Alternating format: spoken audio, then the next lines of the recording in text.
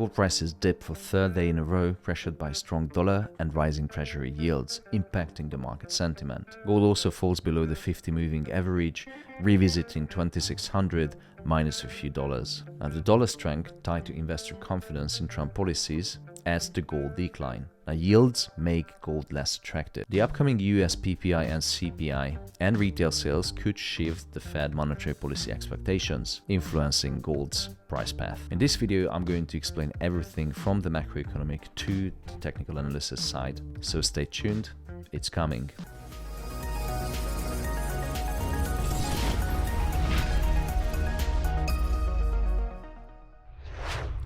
Moving back to TradingView, you can see that gold is printing a very nice bearish market structure. Now this has to do with the strong dollar and the rising treasury yields because Trump has been elected. And if you know Trump, if you follow Trump in his previous presidency, you know exactly that Trump is very pro-business and the dollar always rallied under the regime of Donald Trump. On the fixed income desk, we actually called him Donald Pump, because stock markets and dollar was through the roof. And going back to MetaTrader on a higher time frame, you can see that I have these two small long positions, but generally I am short on gold. So you can see I opened two short positions on gold. One was at the very top at 27.60 and the other one was a little lower, just below 26.72. And what I'm aiming for is price to come back a little bit to this bearish trend based on today's possible CPI reading. Now today at 2:30 Central European time or 1:30 UK time, we are going to have something called the CPI. Now you see two types of CPI.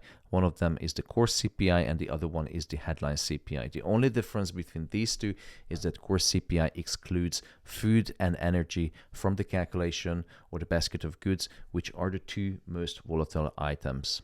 And if you look at the forecast, it looks like someone just copy-pasted the numbers because core CPI shows a forecast of 3.3 versus 3.3 the previous one. Month on month is the same. The only difference is the CPI year on year, which shows a 0.2% increase from 2.4 to 2.6%. So whatever is the number today, it's going to be a surprise either way, even if it's within the standard deviation of the CPI data prints. And the reason why CPI is specifically important this week, because the Fed just gave out a warning that inflation might come back into picture. And I'm quoting Jay Powell, Trump equals inflation. So every policies that Donald Trump have implemented in the past and planning to implement in the future are very inflationary for the US economy. So even though Jay Powell said that their focus is going to turn into, full employment instead of the price stability, which is actually the dual mandate of the Federal Reserve. Now the Fed is focusing back again into price stability as well as full employment. Any increase in CPI could ignite a massive sell-off in gold, pushing gold prices below down 2600. So my analysis for today is I'm long on gold intraday. The first take profit target is going to be 26.16. The second one is 26.28. And if it goes any higher, it's just an extra bonus.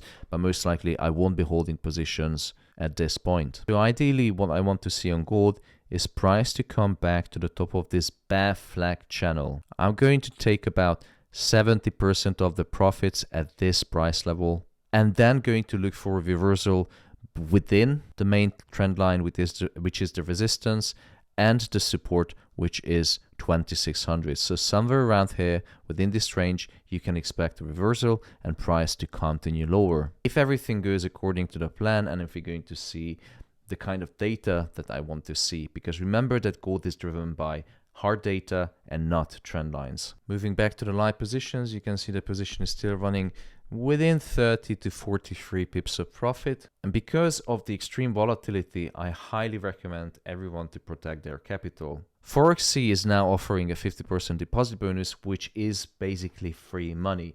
You cannot withdraw this free money. So if you deposit, for example, $2,000, you get $1,000 deposit bonus, which is 50%. Now you can use that $1,000 to actually increase your margin and protect your capital. If you lose this $1,000 free money, that's fine, absolutely fine. But if you lose $1,000 from your own money, that is a big problem.